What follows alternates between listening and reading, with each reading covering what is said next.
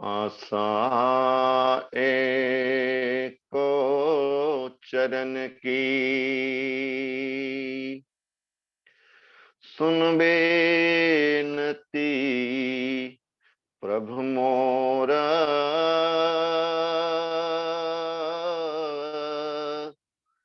मंगत करे पुकार नित, नहीं तुझ बिन सूझे ठौर।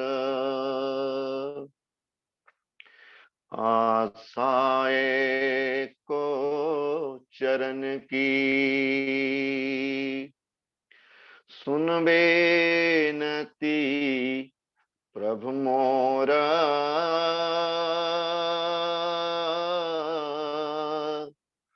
मंगत करे पुकार नित, नहीं तुझ बिन सूझे ठौर। नारायण रूप संगत, आपके चरणों में दास का कोटि कोटि नमन।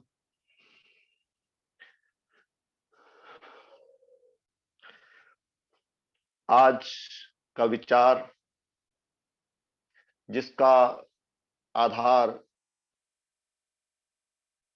उस ईश्वर की अद्भुत रचना ग्रंथ श्री समता प्रकाश है। सांसारिक जीवन जीते हुए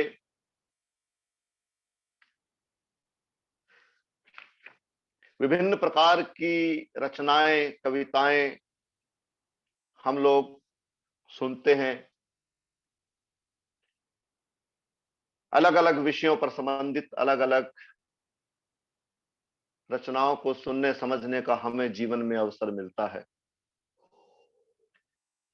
लेकिन आज जिस रचना को हम पढ़ने सुनने जा रहे हैं, उसके रचयिता आप स्वयं परमेश्वर हैं।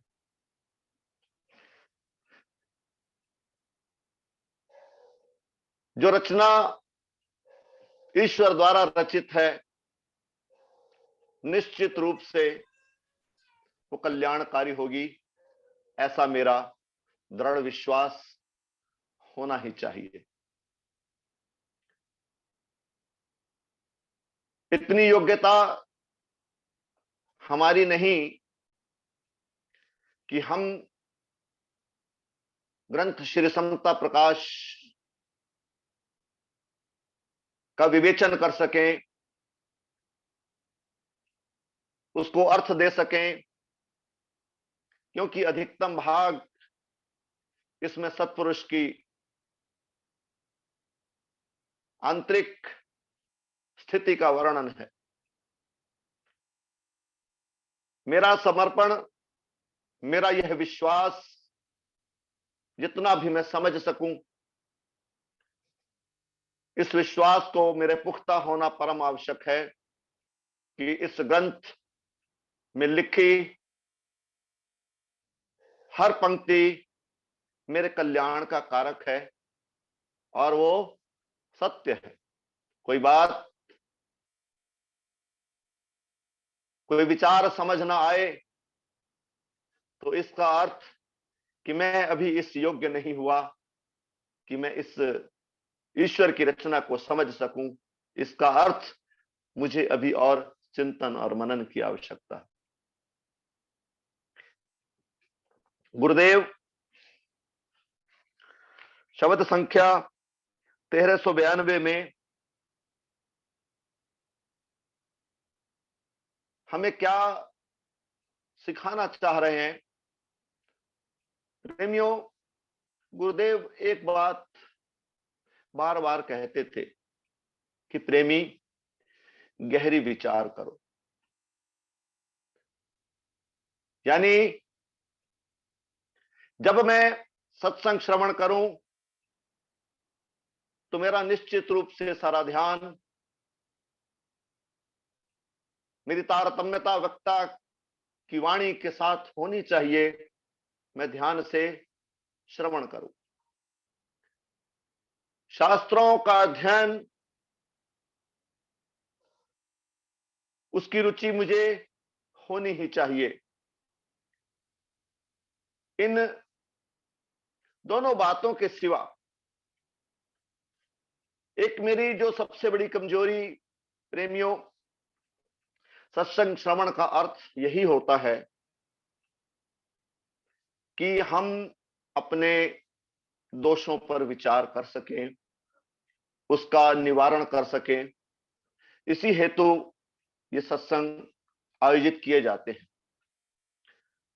वक्ता उन बातों को सीख चुका है, ये कोई आवश्यक नहीं, ये तो ईश्वर का आदेश और ईश्वरीय बात को सब तक पहुंचाने का जिम्मेदारी है, जिसको हर वक्ता निभाता है। बात श्रवण और अध्ययन की है, इसमें रुचि की कमी और इन दोनों से भी बढ़कर मेरी मनन करने की आदत नहीं। सरसरी तौर पर सुन लेना, पढ़ लेना जीवन में कल्याण नहीं दे सकता, जब तक उस विषय की गंभीरता, उस बात, उस गद्य या पद्य रूप में, साहित्य के रूप में या वचन के रूप में मैं कुछ भी पढ़ूं, उस बात को निरंतर मनन द्वारा समझना और उस पर भरोसा होना, तत्पश्चात जीवन में उसका इंप्लीमेंटेशन होना, जीवन में उसको उतारना, उसके अनुसार कम अधिक मात्रा में कुछ ना कुछ उसी अनुसार जीवन जब तक नहीं जिया जाता, तो ये एक्सरसाइज सब व्यर्थ चली जाती है। गुरुदेव प्रस्तुत पंक्तियों में, प्रस्तुत शब्द में मेरे लिए क्या आदेश, क्या निर्देश कर रहे हैं, आइए श्रवण करते हैं। नित मानुष जन्म विचारो, नित मानुष जन्म विचारो। बार बार गुरुदेव प्रेरित करते हैं, कहां से आया कहां नर जाए, कौन तेरो मुकाम,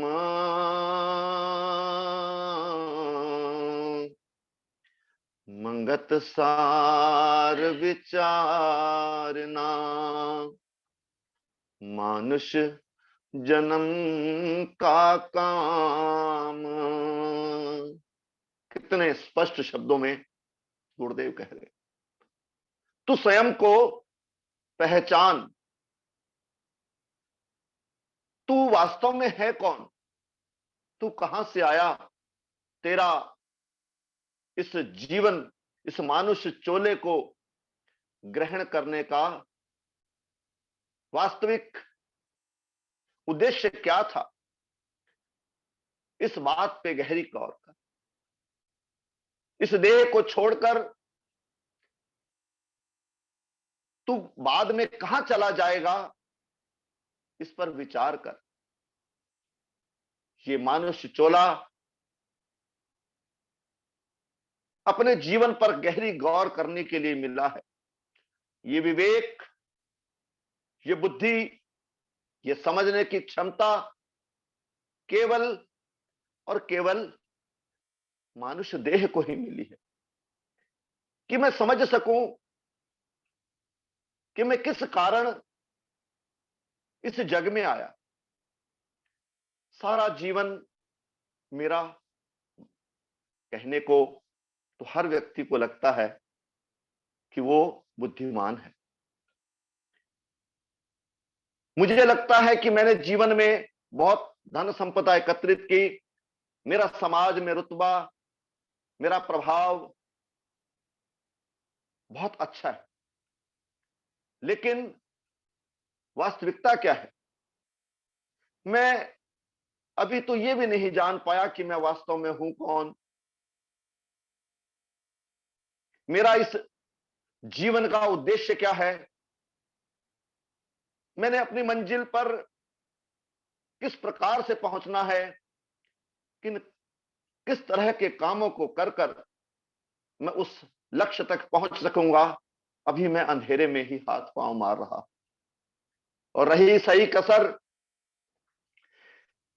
मेरे द्वारा जो जीवन जिया जाता है वो देखा देखी का जीवन है। समाज में जिस तरह के लोगों को देखता हूं, उनसे तुलना करके, उनसे कंपटीशन करके मेरा पूरा जीवन व्यर्थ चला जाता है। मेरी इच्छाएं देखा देखी हैं। समाज में किसी को कुछ करते हुए देखता हूं, उसी के अनुसार अपने भी लक्ष्य निर्धारित कर लेता हूं। अभी तो मैंने केवल यही सीखा है कि जितने अधिक साधन, जितने अधिक भोग मैं एकत्र कर लूंगा, उतना ही ज्यादा मैं सुखी हो जाऊंगा। महर्षि रमन से यही बात किसी साधक ने जब पूछी, तो उन्होंने बड़ा इसका एक सरल सा उत्तर दिया कि प्रेमी, इस बात का अर्थ यह होता है कि जिस मात्रा में धन अधिक बढ़ता चला जाएगा, उस मात्रा में खुशी बढ़ती चली जाएगी, और जिस मात्रा में धन की कमी होती जाएगी, खुशी उससे अनुसार कम होती चली जाएगी। क्या यह सिद्धांत वास्तव में जब हम जीवन में, संसार में लोगों को देखते हैं, तो क्या यह फार्मूला लागू होता है? अधिक धनवान क्या अधिक सुखी होता है? नहीं। तो मेरी ये जो सोच, जिस पर जीकर मैं पूरा जीवन व्यर्थ कर देता हूं, मैं समझ नहीं पाता कि मैं तो स्थायी शांति हेतु, स्थायी सुख, ऐसा सुख प्राप्त करने के लिए इस मानुष देह को धार के आया था, जो काम में और योनियों में नहीं कर सका।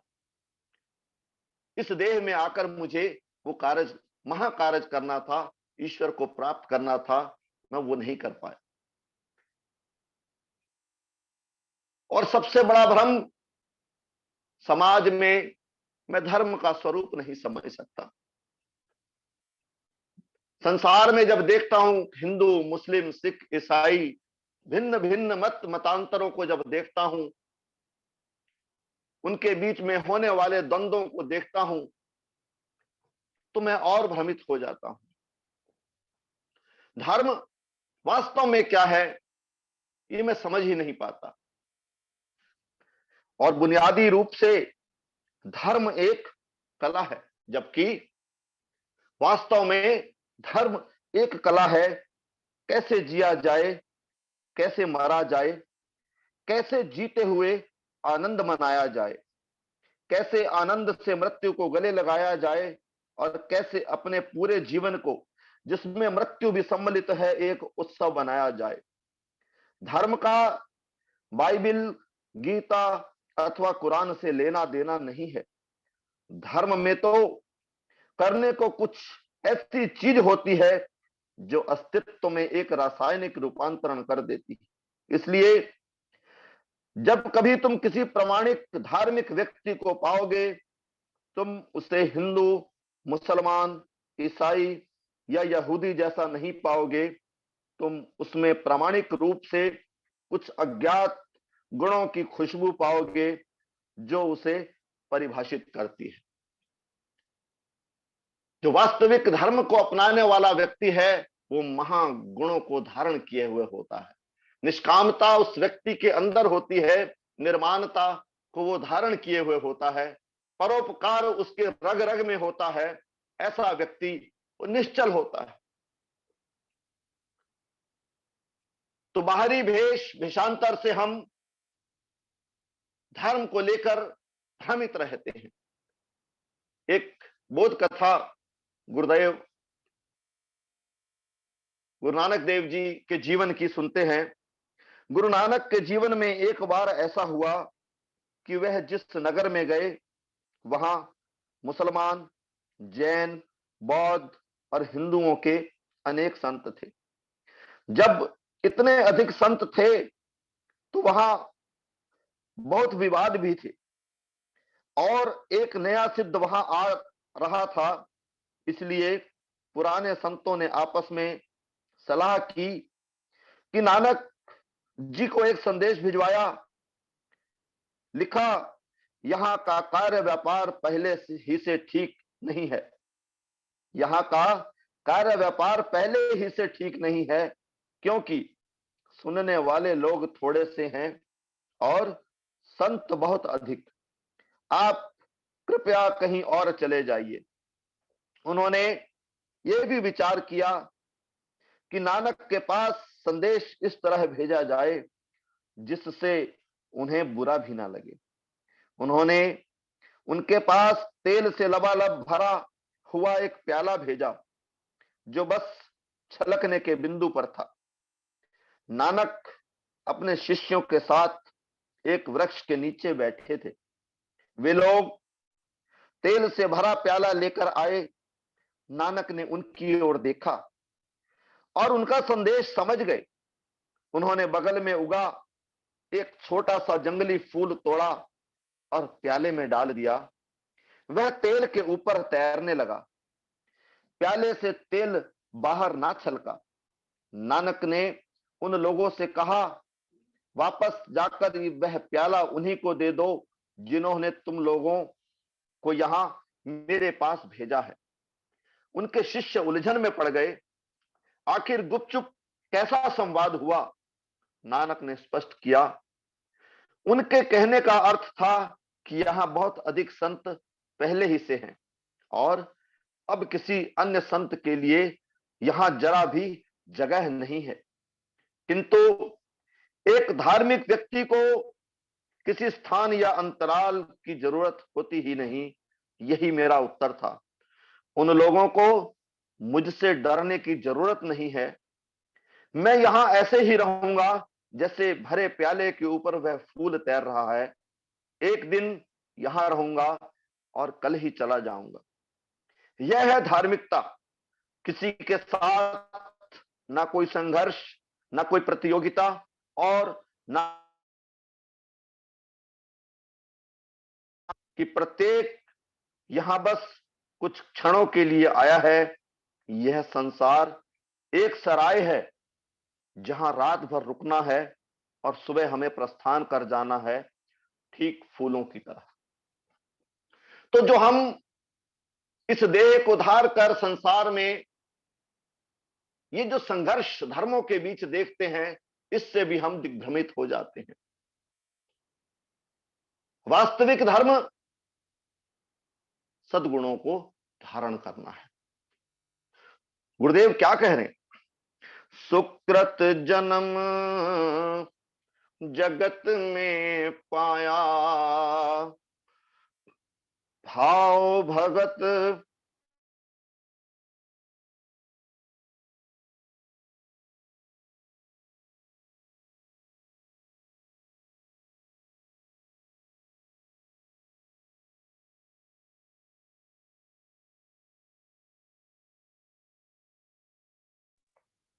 प्रेमी जी, आवाज आ रही है?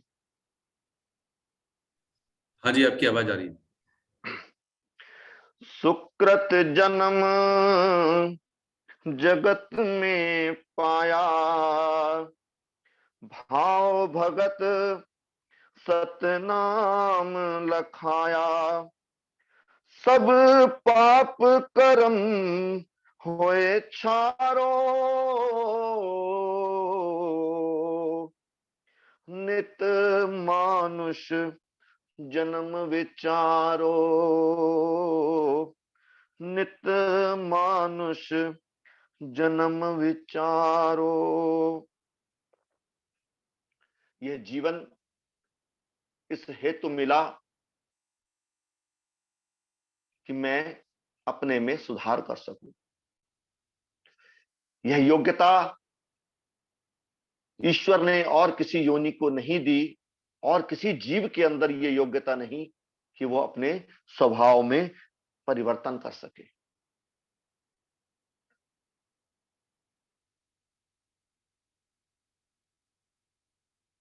जीवन जीने के तरीके सत्पुरुष से सीखकर मैं अपने जीवन में महान गुणों को धारण करूं।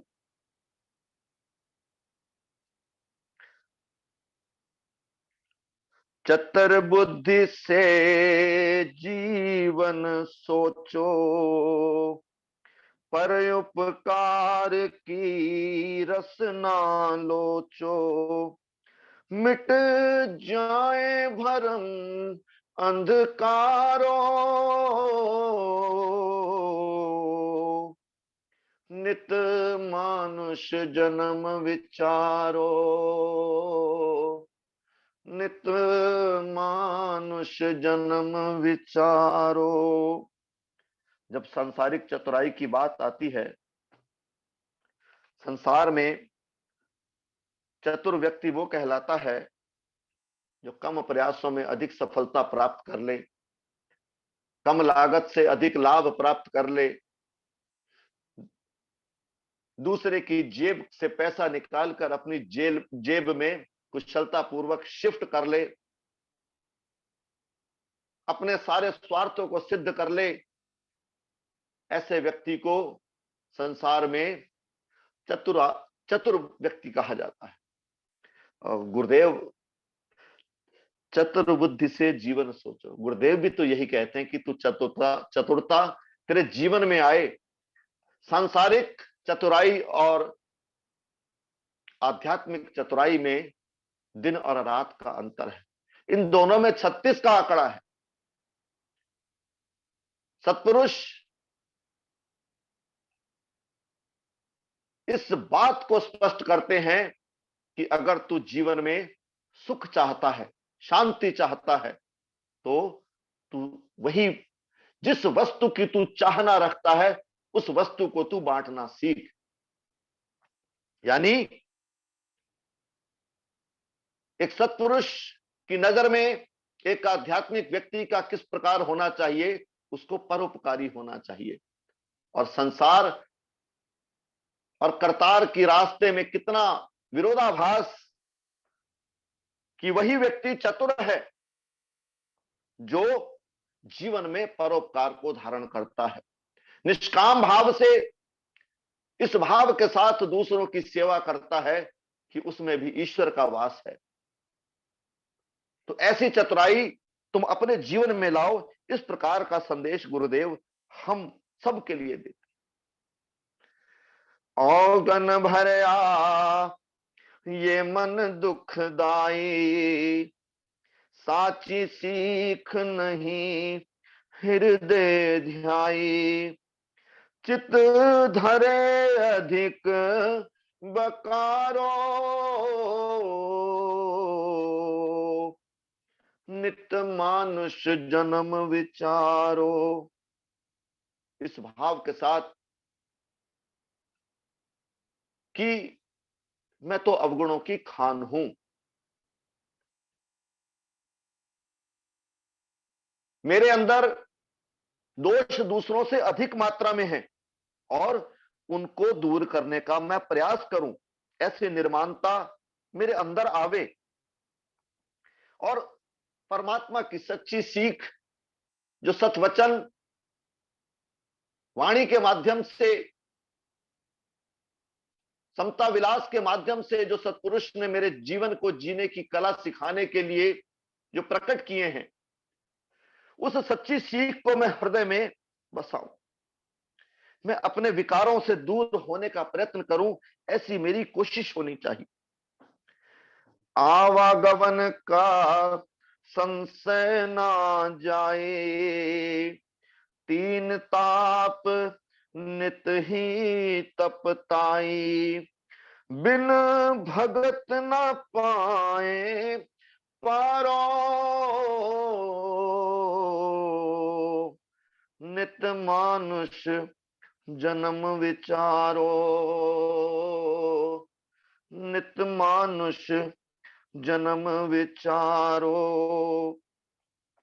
साचा जतन राखो मन माही, पार ब्रह्म जप पार गोसाई। ये साची सीख लखारो, नित मानुष जन्म विचारो, नित मानुष जन्म विचारो। इस जीवन की सबसे बड़ी कोशिश, सबसे बड़ा प्रयास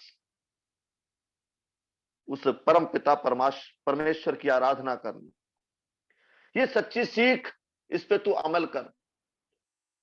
वो स्थायी सुख, वो स्थायी शांति, वो परम आनंद जिसको तो संसार के भोगों में तलाश करता फिर रहा है, हे जीव, ये तेरी मूर्खता है।